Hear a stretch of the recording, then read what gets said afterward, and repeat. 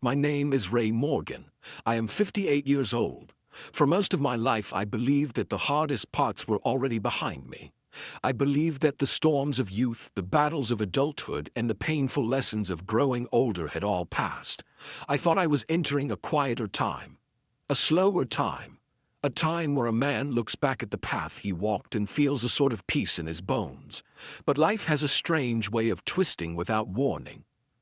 It can pull the ground out from under your feet just when you think you are standing steady. And that is exactly what happened to me. I still remember the morning everything changed. The world around me looked completely normal. The sky was pale and calm. The birds were making their small morning calls. The smell of fresh soil drifted through the window of my old house.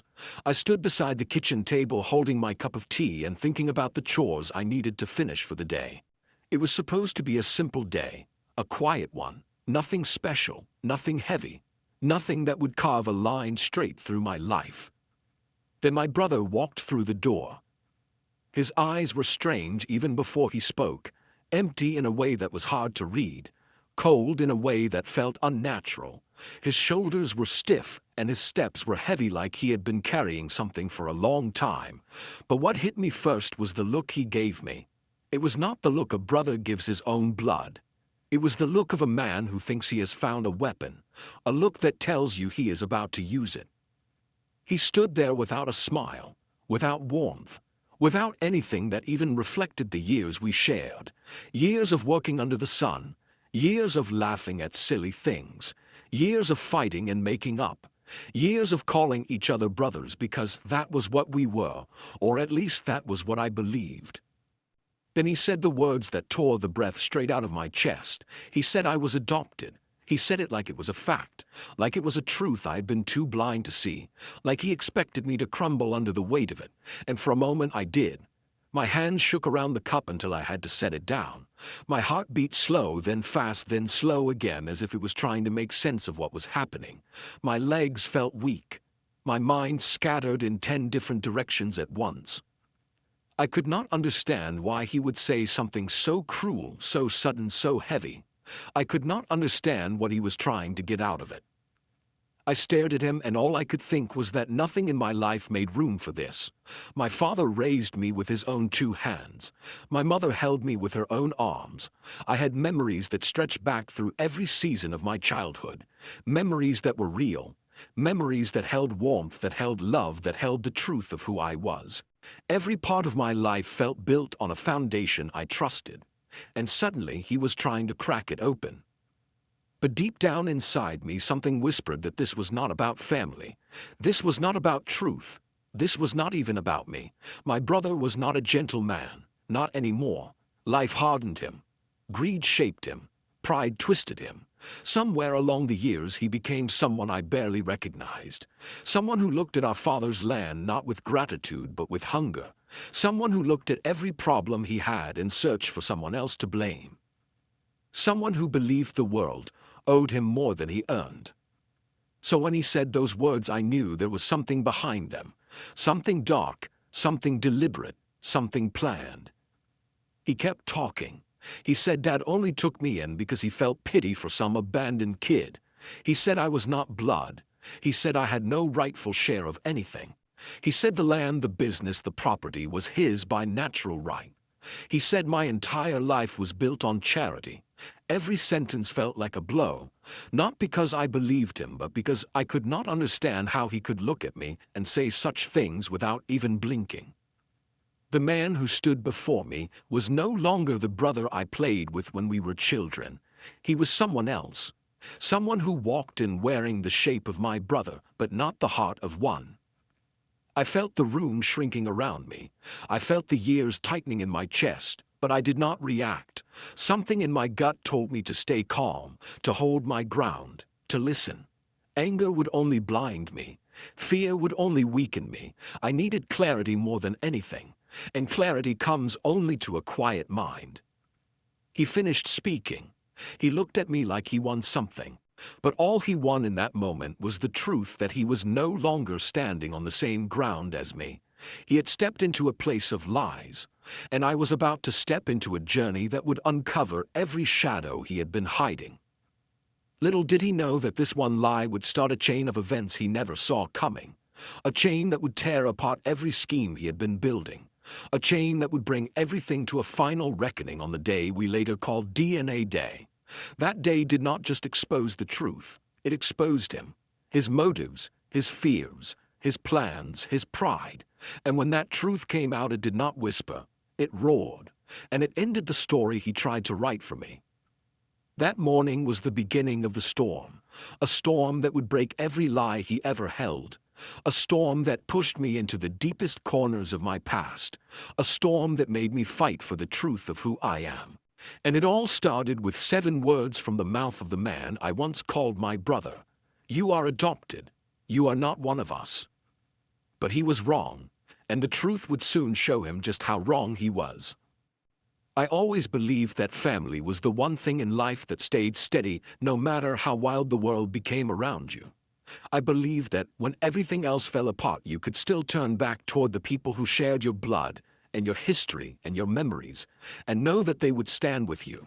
And for most of my life, I thought that was true. I thought my family was solid like the old wooden beams in our barn that held up through storms and heat and years of weight. I truly believed that my brother Thomas and I grew from the same soil and carried the same roots. I had no reason to think otherwise. We lived through the same childhood. We shared the same mother and father. We ran through the same dusty yard with the same scraped knees and muddy shoes. We were boys growing in the same world and breathing the same air. When I think back to those younger days, it feels like I am watching a movie made of memories. The picture is always warm and golden with soft shadows stretching across the yard during long late afternoons. The fields around our house looked endless. The grass would sway in slow waves whenever the wind passed over it. The dirt road outside our gate had the same old bumps that never changed no matter how many times the rain washed through. I remember the smell of hay and the distant sound of cattle. I remember looking across the fields and seeing Thomas running ahead of me with a grin on his face as if he was racing the whole world. We chased each other. We chased stray dogs who wandered in from the road. We chased the sunlight until our legs burned and our lungs felt tight. We chased life without thinking about consequences because that is what children do. I sometimes think back to those times and wonder how 2 boys who started in the same place could end up living such different lives and carrying such different hearts. But back then, it was impossible to see where our paths would take us. At that time, we were just brothers, nothing more and nothing less. Our father was a strong man. His voice carried across the yard even when he spoke softly. He had the kind of presence that made people listen without him needing to shout. He was not the type to show affection easily, but you always knew where you stood with him. If he said he was proud of you, it meant something. It meant everything. When he was angry, it was not the kind of anger that made you fear him. It was the kind that made you want to do better next time. He taught us to work hard and keep our word and stay honest even when the truth felt heavy. He taught me how to use my hands to fix things and how to use my head to solve problems that were bigger than any tool in the shed. Our mother was nothing like him. She was soft where he was stern. She had a voice that could calm any storm that rose between me and Thomas. She moved through the house with this gentle grace like she never wanted to disturb the peace around her. She was the one who reminded us to slow down when we ran too fast or to eat when we forgot. She had a way of looking at both of us with eyes that made you feel safe even when the world outside felt too big. She loved Thomas deeply. She loved me just as much. But I always noticed she carried Thomas in a slightly different way. Maybe because he was younger. Maybe because he was more reckless and needed more guidance. Maybe because he demanded more of her attention. She always made sure he felt seen and special, and maybe that played a part in the man he became. Growing up, I was the one who stayed closer to Dad. I liked the work. I liked learning how to handle tools and animals and machines. I felt a sense of pride when I fixed something with my own hands. When I repaired a fence or helped deliver a calf or managed a group of workers, I felt like I was carrying the weight my father carried before me. I was the steady one. The one who woke early and stayed late. The one who understood that the land only rewards those who respect it. My life was built on effort, sweat, and long days under the sun. And honestly, I did not mind. I found comfort in the routine and the responsibility. Thomas was nothing like that.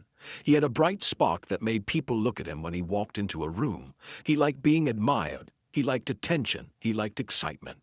While I spent my days on the land, he spent his chasing moments that made him feel important. He traveled whenever he felt bored. He partied whenever he felt restless. He drifted from one thing to the next like a bird that refused to land. He was charming. He was loud. He was confident in a way that made people believe he had the world figured out. But underneath all of that charm was something empty, something that never settled, something that always wanted more. I saw that side of him even when we were young. Whenever we got new toys, he always wanted the bigger one. If someone praised me for good work, he would sulk until someone praised him too.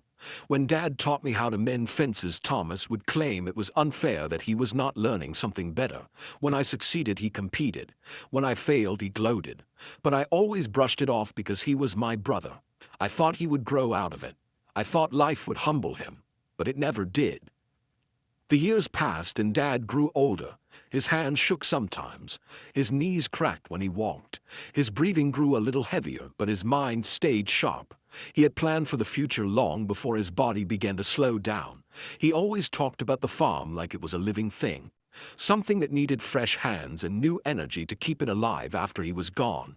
He wanted Thomas and me to share it, to run it together, to protect it as a team, not as rivals, not as enemies. Not as two men fighting over the same piece of ground. He wanted us to stand as equals, two sons carrying one legacy. He sat us down one summer evening. The sun was dipping low in the sky and turning the fields orange. He had this calm look on his face as he told us that the farm would belong to both of us. Equal share, equal rights, equal responsibility. I remember feeling honored. I felt like all the years of hard work had led to that moment. I felt like I was finally stepping into the shoes he had walked in for so long.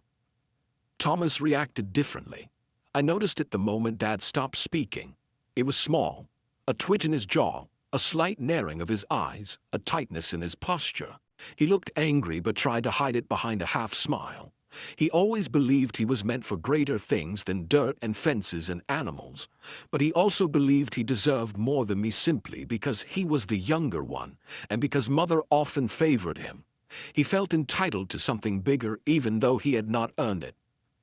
He eventually agreed with Dad, or at least he pretended to. For a while things stayed calm. We worked together. Some days were smoother than others. Some days Thomas disappeared for hours or days and left me to manage everything alone. But I carried the weight without complaining because I thought that was what a good brother did. I thought one day he would grow into the man he needed to be. I told myself that family meant patience. Family meant understanding. Family meant giving each other time to become better. But then our father's health took a hard turn. His strength faded faster than any of us expected. His voice became weaker. His energy slipped away day by day. And as his condition worsened, something changed inside Thomas. Something dark awakened in him. Something that had been waiting for a moment like this. When the conversation shifted toward inheritance, something cold slid into the air around us. Something that felt like danger. Something that felt like betrayal waiting just out of sight. It was the moment everything began to unravel. The day it all shifted began like any other cold morning in the dead of winter. The wind outside carried a sharp bite and rattled the loose boards on the barn. The sky hung low and gray like it was tired of holding itself up. I woke before sunrise the same way I had since I was a boy. The house was quiet and still. My breath made a faint cloud in the air each time I exhaled. Winter had a way of settling into the bones of the old place, making every sound echo just a little louder than usual. I wrapped my hands around a warm cup of tea and stood near the window watching the frost crawl across the glass like tiny white branches spreading their roots. It was peaceful in the way winter can be peaceful when the world slows and nothing seems urgent. If someone had told me that morning would be the turning point of my entire life, I would have laughed and brushed it off. But life never warns you when it is about to twist. I was still standing there when I heard footsteps outside. Not hurried footsteps, heavy ones, dragging ones, the kind that come from someone who either drank too much or carried the kind of anger that weighs a man down. The sound got closer and closer until suddenly my front door flew open without a single knock. The wind pushed in with him, bringing cold air that wrapped around my legs. I froze mid-sip. There he was, Thomas, my brother, or at least the man I used to call my brother. He stood in the doorway with mud on his boots and a smell on him that hung heavy like stale beer and tired decisions. His coat was half-zipped, and his hair looked like he had been running his hands through it for hours. His eyes were dull but sharp at the same time. Dull from the drinking, sharp from something else, something mean. He gave me this crooked smile, the kind of smile a man wears when he thinks he has found the one thing that can crush you.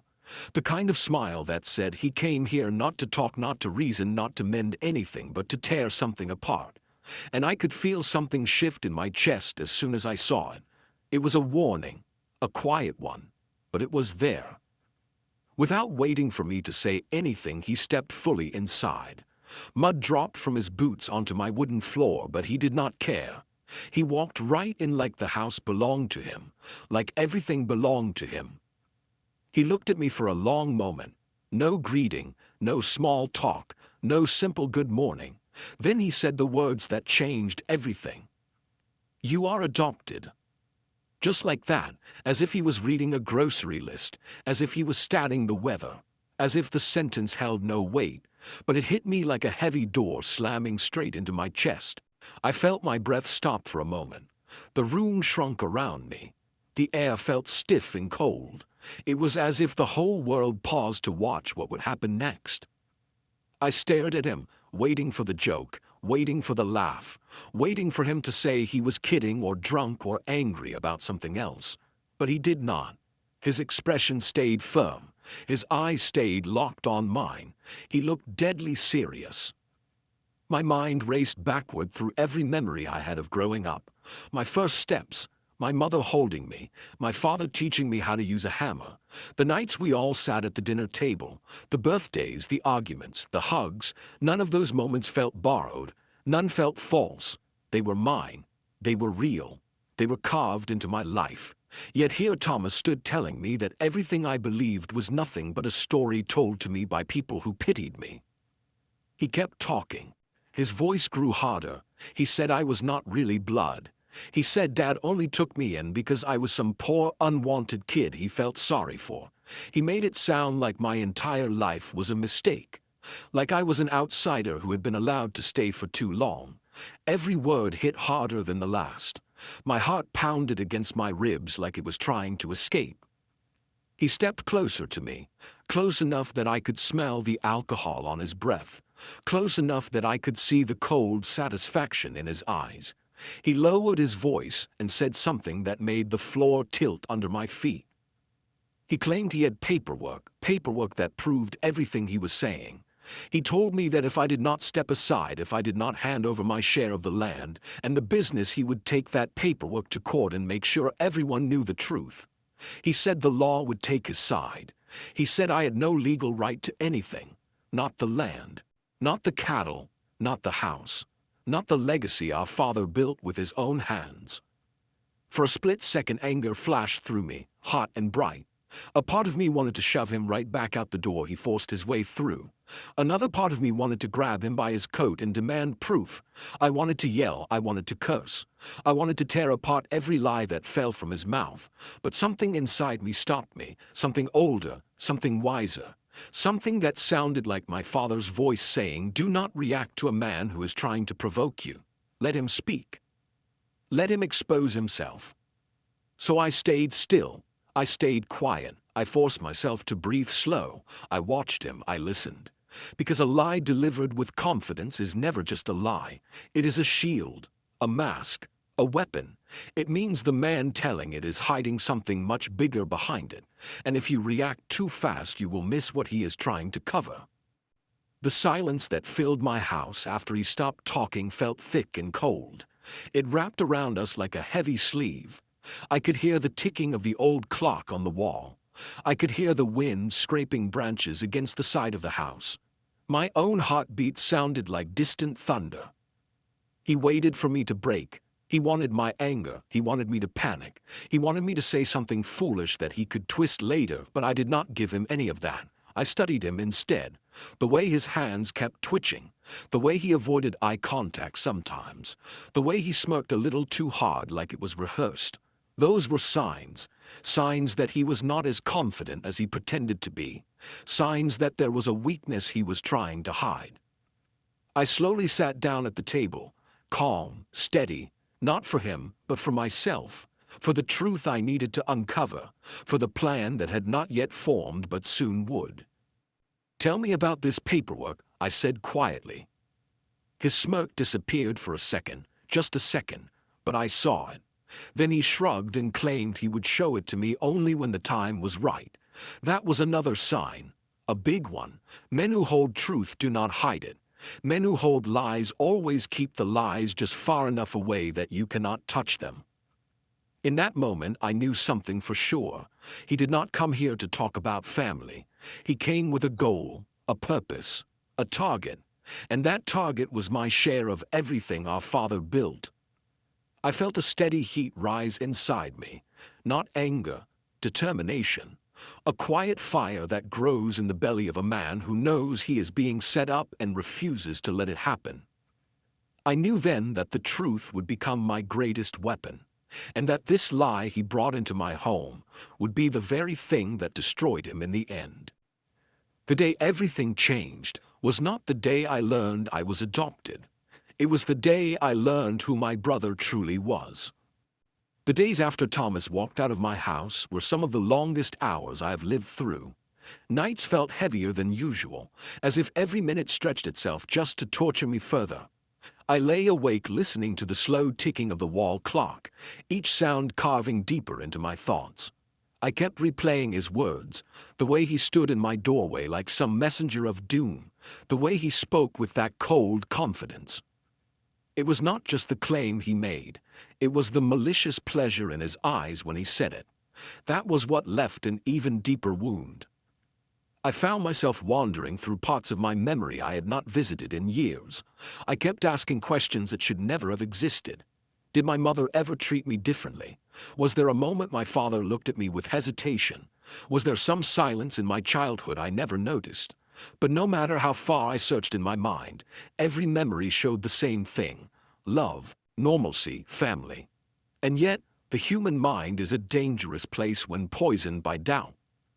Even the warmest memory can feel cold when a lie sits on top of it like a stone. One night, after tossing and turning until the early hours of the morning, I decided to get up and do something I had not done in years.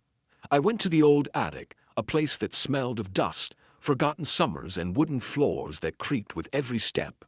There was a single box there, one my mother used to keep tucked away. It held photographs, letters, birthday cards, and little mementos from the days long before life became complicated.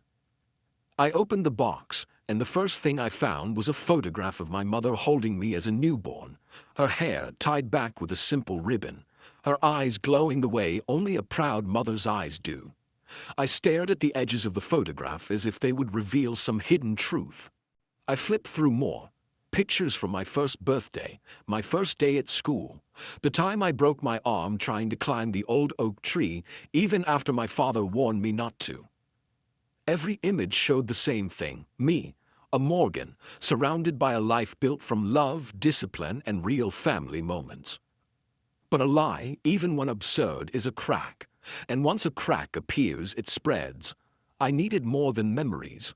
I needed someone who had been there from the very beginning, someone untouched by Thomas's greed. That was when I thought of our old family doctor, Dr. Harlan. He had delivered half the children in our town and had known our family longer than I had been alive. He retired years ago, bought a small wooden house by the river, and now spent his days in quiet peace. I drove to see him the next morning, the winter air cold enough to bite through my jacket. When he opened the door, he looked older, slower, but his eyes, the eyes of a man who had seen too much of life to be easily fooled, were still sharp. We sat on his porch, the river flowing behind us like a quiet witness. I did not know how to begin, but when I finally told him what Thomas had said, he stared at me for a moment, then let out a soft, tired laugh. It wasn't ridicule. It wasn't disbelief. It was the kind of laugh a man gives when hearing something so outrageous that it doesn't even deserve fear. He placed his thin hand on my shoulder, and I remember the warmth clearly even through the cold morning air. He told me that I was not adopted, that he had been the one to deliver me into this world. He spoke about my mother, how nervous she had been, how my father paced the hallway for hours, how I looked exactly like my father's side of the family from the moment I opened my eyes. He said something else too, something that settled the ground beneath me. "Ray," he said, "your mother would rather have cut off her own hand than lie about something like that. You are their son. There is no question. If your brother is saying these things, it has nothing to do with truth. It has everything to do with what he wants." That moment was like a light being turned on in a dark room. Suddenly everything made sense, not the lie itself, but the motive behind it. Thomas was pushing for something big, something dangerous, something that required breaking the very foundation of who I was. Only a desperate man tries to shake another man's identity. As I drove home from the doctor's house, I realized something important. If Thomas was willing to attack the one thing no normal person would dare question, family blood, it meant he had already committed to a plan far deeper than I had imagined. A plan that was already in motion. A plan meant to break me mentally so he could take everything physically. But he had miscalculated one thing. I am not a man who collapses easily. I am a man who watches, listens, and waits for the right moment to strike back. I decided then that I would not confront him. I would not argue. I would not accuse him of lying. Instead, I would step quietly into the shadows of my own history, searching for answers, gathering proof, and preparing for the day everything would come to light. The day the truth would rise so sharply it would slice through every lie he had built. And as I packed away the old photographs and closed the attic box, another thought settled in my mind. A cold, steady thought. If Thomas was ready to rewrite my past just to steal my future, then he had no idea what I was capable of when the truth was on my side. The journey into my past had begun, but what I didn't know yet was that it would not only reveal the truth about me, it would also reveal the darkest truth about him. The more I dug into the past, the more the pieces of the puzzle began to fall into place. Pieces I should have seen long before Thomas ever stepped into my house with that poisonous lie hanging off his tongue. Looking back, there had always been signs, subtle at first, then louder, then impossible to ignore once I finally recognized them for what they were. My brother had been sinking for years, slipping into a swamp of his own making, but he always managed to hide the worst parts behind a charming grin and casual talk about temporary problems. For as long as I can remember, Thomas believed that consequences were something that only happened to other people. His life was a string of shortcuts, reckless adventures, and empty promises, while mine was built brick by brick through sweat and quiet discipline. In our younger years, I shrugged it off. Some people grow out of irresponsibility the way children grow out of shoes. But Thomas never did. As we got older, his habits didn't change. They only grew sharper, heavier, and far more dangerous. He borrowed money from the wrong people, trusting his silver tongue to buy him time. He gambled in small circles, then bigger ones, until the debts piled high enough to cast shadows over the entire family from corners we didn't even know existed. He hid bills, pawned things that didn't belong to him, and whispered excuses like prayers he hoped someone would believe. He even lied to our parents, especially our father, telling him he was investing in small projects or saving up for future plans. All lies, of course, but he delivered them with such confidence that even I had moments when I wanted to believe him, just to avoid the heaviness of reality. But greed, Once it becomes a man's constant companion, eventually demands something bigger, something so grand it overshadows every lie that came before it. And that, I realized, was where Thomas stood now. A man cornered by his own choices, clutching at the last illusion he could create, the illusion that I did not belong in the family. The inheritance was not just money to him. It was his lifeline, the last rope dangling over the pit he had dug himself into. Our father's land, stretching across acres of rich soil, fencing, cattle, harvest-ready fields, barns full of memories and years of work. That land was worth more than anything Thomas had ever possessed. And if he could convince the right people, twist the right conversations, and shatter the right truths, he could claim it all for himself. It was enough money to pay off every debt, silence every man hunting him down, and still leave him rich enough to run away from the ruins of his own mistakes. But in his desperation, he made one fatal miscalculation. He believed greed could outsmart blood. He thought removing me from the family would be as simple as slamming a door shut, signing a piece of paper, or waving around fabricated documents. He underestimated the weight of lineage, the strength of truth, and most importantly, the will of a father who saw through him long before either of us realized it. Our father had not been blind. He had watched Thomas drift farther and farther from responsibility, had heard the whispers about his debts, had probably seen the fear Thomas tried so hard to mask. And like any father who knows one son walks straight and the other walks crooked, he created a safeguard, one final anchor of truth to protect everything he had built. In his will, he added a condition, a quiet, hidden line that nobody aside from his lawyer knew existed. It stated that the inheritance, every acre of land, every penny tied to it, and every legal right connected to the Morgan name, could only be unlocked if both sons agreed to take a DNA test after his passing. Only after the results confirmed we were both biological sons would the inheritance be divided equally. My father understood something long before I did. A man like Thomas would try to twist the truth if it meant getting more than his share, but no lie could ever twist DNA. When the lawyer later explained this condition to me, everything clicked into place with a clarity that almost stole my breath. This was why Thomas suddenly burst into my home with such fire.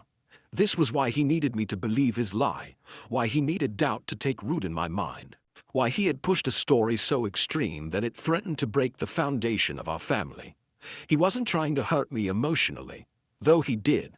He was trying to prepare the ground for what he intended to do next.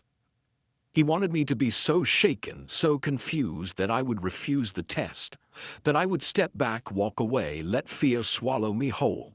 If I declined the DNA test, the inheritance condition would fail. And with the will structure, everything, every inch of land, every account, every asset, would automatically default to him. He wasn't attacking our history, he was attacking my right to our future. He thought I would crumble. He thought the lie would break something inside me so deeply that I would hand him victory without even knowing it. But that is where his greatest flaw betrayed him. Thomas never understood me, not really. He saw me as the steady brother, the one who took the weight without complaint, the one who held the family together while he tore it apart from the background. He mistook quiet strength for fragility. He mistook patience for fear. He mistook love for weakness. What he didn't know was that the storm he began had stirred something deep inside me, a determination I had not felt in years. My father once told me something when I was a boy, something I wrote off as one of those sayings old men use to sound wise: truth will always survive the storm. At the time, the words felt poetic but distant, like they belonged to some world far away from mine. But now, as everything unfolded before me, I finally understood what he meant. Truth was not fragile. Truth did not shatter when touched. Lies broke under pressure. Truth simply waited for the right moment to rise. And the storm Thomas brought into my life was about to test whose truth would stand and whose lies would crumble. Little did he know that DNA Day was coming, the day when his entire plan, built on fear and desperation, would collide with the truth he had spent years running from. And when that day arrived, It would not be me who lost everything. It would be him. The day the lawyer called us both and felt like the beginning of a long-awaited storm finally rolling across the horizon. It was early morning when he reached out. His voice carried a seriousness I had heard only once before, on the day of my father's funeral. He reminded us of the clause buried inside the will, the one detail my father had tucked away like a final piece of armor protecting the truth. That simple reminder hit Thomas harder than anything else that had happened so far. I could hear the tension in his breath when the lawyer spoke. He tried to refuse. He tried to argue.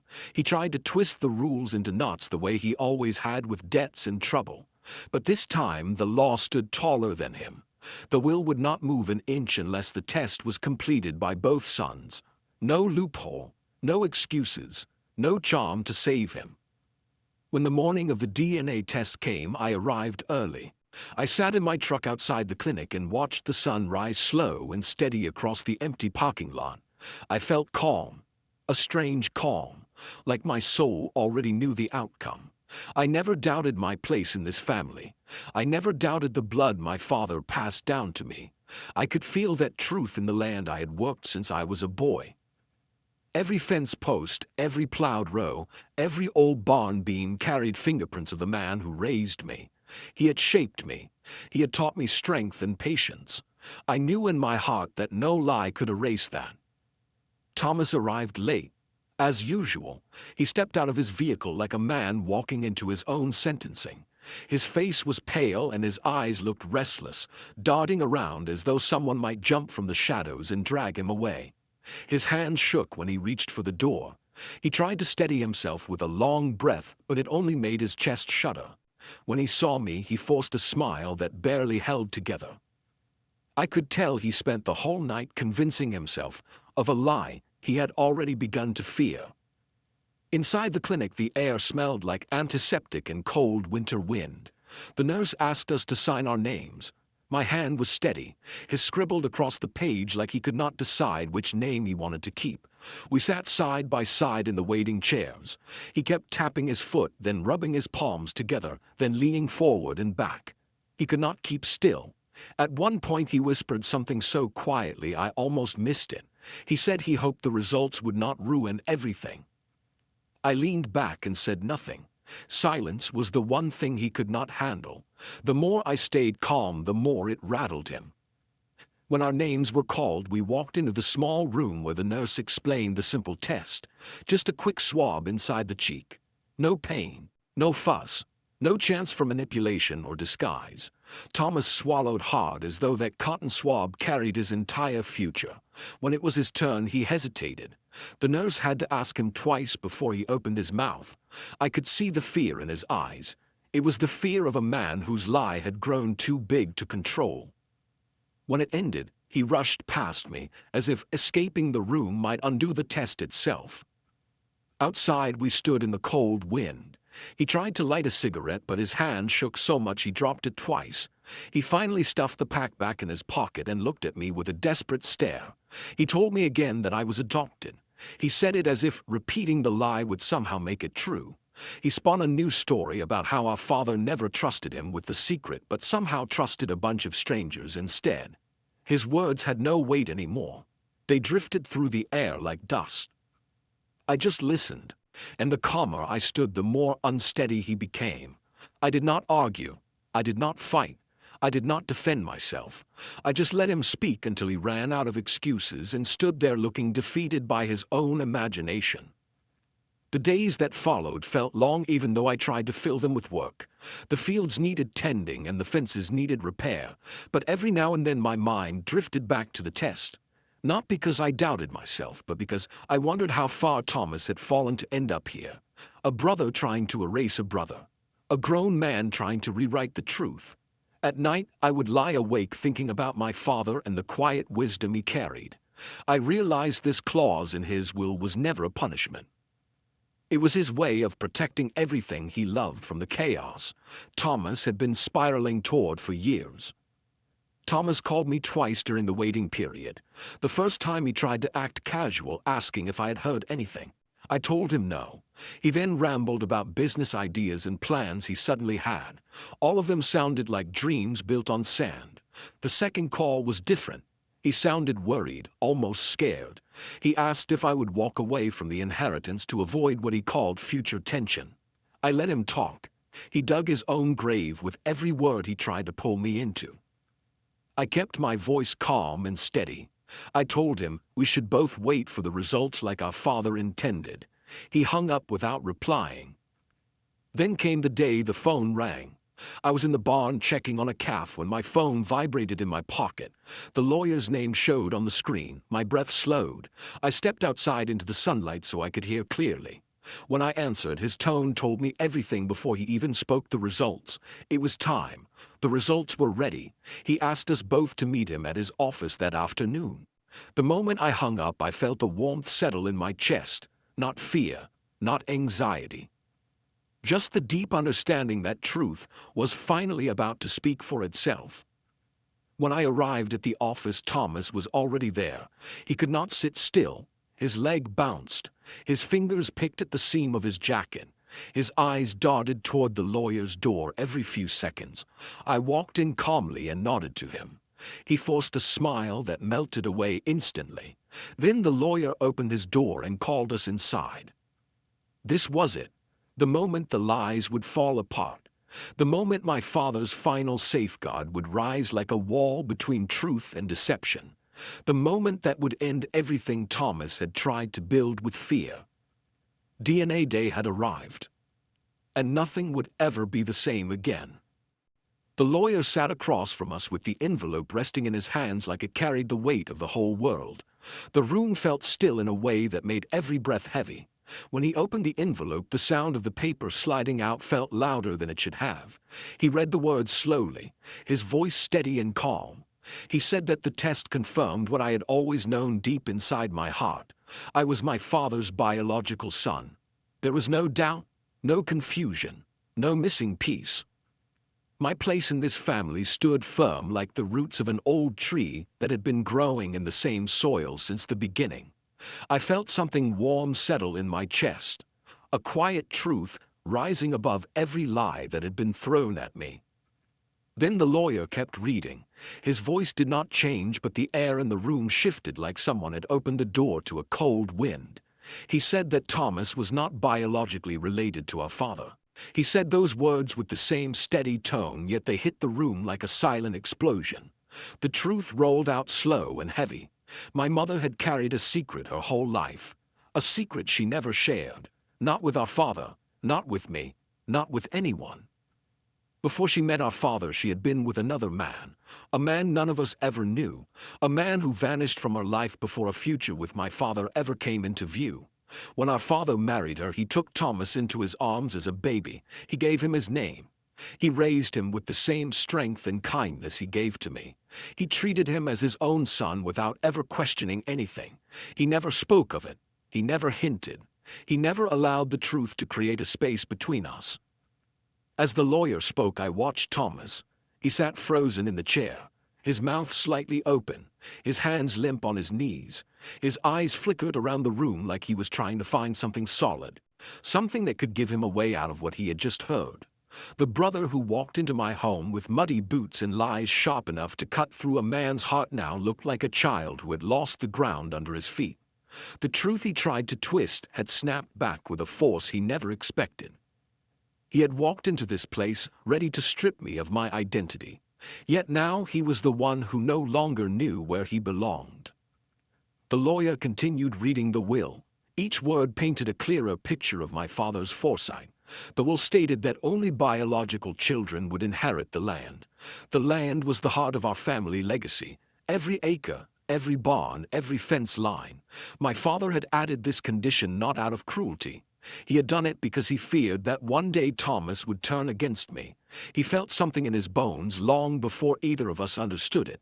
He saw a pattern in Thomas. The gambling, the debts, the lies, the selfish need to take more than he deserved. A father always knows when one child walks toward danger and the other walks toward duty. Now that truth stood in front of us, living and breathing. Impossible to deny. Thomas had tried to erase me for his own gain. He tried to break my identity to claim something that was never his in the first place. He accused me of being the outsider while he himself had lived his whole life under a name given to him out of love, not blood. The silence in the room grew thick, heavy enough to feel on the skin. Thomas finally tried to speak, but no words came out. His lips trembled. His chest rose in uneven breaths. He looked at me, then looked away like facing me burned too much. In that moment I saw the truth settle in him. The betrayal he planned had circled back and trapped him instead. The plan he built on lies had broken beneath the weight of the one truth he never expected to face. The inheritance, the land, the rights, everything he fought to steal now slipped from his hands without me lifting a single finger. My father had predicted this storm. He had prepared for it. And now the storm had arrived exactly the way he knew it would. The man who tried to strip me of my place had no rightful claim at all. The man who accused me of being the stranger had been living in a truth he never understood. And the man who believed the world owed him everything now sat with nothing left but the shock that cracked him open from the inside. My father was right. He had known his sons well. One built his life with honesty. The other built his life with illusions, and in the end the truth rose above everything else. The news moved through the town faster than wine through an open field, slipping into houses, shops, and whispered conversations, until everyone seemed to know what had happened before I even had the chance to speak a word. It was not the DNA results alone that stirred people. It was the intention behind everything Thomas had done, the way he had twisted our father's memory, the way he had tried to bury me under a lie just so he could crawl out of the pit he had dug for himself. Relatives who had once welcomed him with open arms suddenly found themselves quiet in his presence, unsure where to look, unsure what to say, because betrayal from outside is tragic, but betrayal from within a family feels like poison leaking into the walls of a home. People didn't judge him for not being blood. That revelation was met with more sadness than shock, but they judged him for trying to rob the brother who never questioned his place, never treated him differently, never held him apart from the family tree that our father had planted with so much love. In their eyes, Thomas had not just lost the inheritance, he had lost the honor our father had shown him all his life. When the legal decision became official, when the will was read in full and the clause was set into motion, Thomas found himself standing on soil he could no longer claim. The land he tried to steal from me stood as a quiet witness against him. And while the truth settled like dust, something else arrived, the people he feared most. The debt collectors, the men who had loaned him money out of desperation, not kindness, came knocking. They were not patient men, and they had waited long enough. They didn't care about DNA results or family drama. All they cared about were numbers, numbers Thomas did not have. And so he spiraled. One moment he begged for mercy, the next he cursed the world. He blamed my mother for hiding the truth, as if she had done it with the intention of trapping him in a life he resented. He blamed fate for dealing him a cruel hand, ignoring the fact that he had torn the cards himself. He blamed our father for putting in the clause, never realizing that it was not cruelty but protection, a foresight born from love for a son who had never once betrayed him. He blamed everyone except the one person who made every decision along the way, himself. I watched him unravel, and yet I didn't feel the satisfaction people expected me to feel. There was no joy in seeing someone I once called my brother crumble. There was only heaviness, a kind of ache that sat deep beneath the ribs, because even betrayal cannot erase years of shared childhood memories, laughter, and the small hopes we once had as boys running barefoot across the same field. That was why, despite everything he had done, despite the lies he had crafted and the harm he had intended, I still offered him a lifeline. I told him he could stay on a small part of the land and work under me, not as a brother entitled to half, but as a man given one more chance to rebuild a life he had repeatedly set on fire. It was the most I could do. It was more than he deserved. But it was what I chose, because revenge may burn bright for a moment, but compassion leaves a longer shadow. He looked at me as if I had insulted him. His pride towered over him like a crumbling monument, impressive from afar but hollow inside. He couldn't accept help from the brother he tried to erase. He couldn't accept the role of worker when he had dreamed of being the owner. To him, accepting my offer would mean accepting defeat. And so he refused.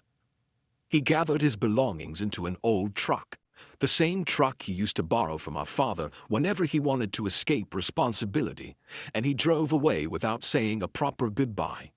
No explanation, no apology, just the roar of an engine and the cloud of dust rising behind him as he rolled down the road that led out of town. People watched from their porches and their windows, some with pity, others with quiet judgment, and I stood there for a long moment, feeling the strange mix of relief and sorrow settle in my chest. Thomas had left, not because he had nowhere else to go, but because he couldn't bear to stay in the one place that still offered him a chance to rise again. And in the silence he left behind, the land felt different, not lighter, not heavier, just honest, the way my father always said truth would make things. The fallout was not loud, not explosive. It was quiet, it was slow, and it was final. Today I stand on the same soil my father once walked on, the same earth he tended with his calloused hands and quiet patience, the same land he protected not just with fences and effort, but with the kind of love that ran deeper than any boundary lines. The morning wind moves through the fields like an old friend, brushing against the crops, whispering through the trees, carrying with it the familiar scent of earth after the night's cool air. Every time it passes, it brings with it a reminder of simpler days, days when life felt smaller, when worries seemed like distant storms, when Thomas and I were just boys running barefoot across the open ground, chasing each other with the laughter only children can summon. Those moments feel like memories wrapped in sunlight now, soft and far away, untouchable but not forgotten. I think about Thomas sometimes, not in anger, not even in bitterness, but with a quiet heaviness that sits like an unspoken truth in the back of the mind. I imagine the life he could have built if he had chosen differently. If he had chosen honesty instead of shortcuts, if he had chosen loyalty instead of deception, if he had chosen the family that embraced him without question, instead of chasing the illusion of a freedom built on money that was never his. I picture him standing on this land with me, working beside me, sharing the responsibilities our father carried with such pride. He could have grown into a man my father hoped he would become, someone who protected rather than destroyed, someone who understood that family is not a resource to drain but a legacy to honor. But every time that thought begins to form, it collapses under the weight of what actually happened, because the truth is simple. Thomas didn't lose everything because fate was cruel. He lost everything because of the choices he made, when nobody was forcing him in either direction. He chose greed, he chose lies, and lies, no matter how carefully constructed, always collapse beneath their own weight. They start off small, then grow, then twist into something too big to maintain. He built his plan like a fragile house made of brittle glass, believing it would stand strong enough to shatter my life, never realizing it was already cracking under the pressure of its own falsehoods. Every word he said, every attempt he made to convince me I didn't belong, every manipulative glance, every fear he tried to plant in my mind, they were all pieces of the same collapsing structure. And when the truth finally came, when the DNA test revealed reality with the sharpness of lightning splitting open a dark sky, his lies didn't just fall apart, they disintegrated. My father's words echo louder now than they ever did when he was alive. Truth will always survive the storm. He said it often, usually when we were too young to understand, when we believed storms were just wind and rain, not the tempests life creates between people. I used to nod without thinking, assuming it was one of those phrases adults kept in their pockets for the sake of wisdom. But now, as I stand where he once stood, I understand what he meant. Truth isn't just something you speak. It's something you carry, something you live, something that stays standing even when lies crash against it again and again like waves against a rock that refuses to break. And on DNA Day, that truth did not merely survive. It rose with a power that silenced every doubt Thomas tried to plant. It rose without anger, without shouting, without force. It rose simply because truth doesn't need noise to win. It only needs time. It stood tall in the quiet room of the lawyer's office as the results were read. It stood tall in Thomas's silence when the paper slipped from his shaking hands. It stood tall when the world he built from deceit finally collapsed around him. And in the end, that truth didn't just expose his plan, it ended it completely.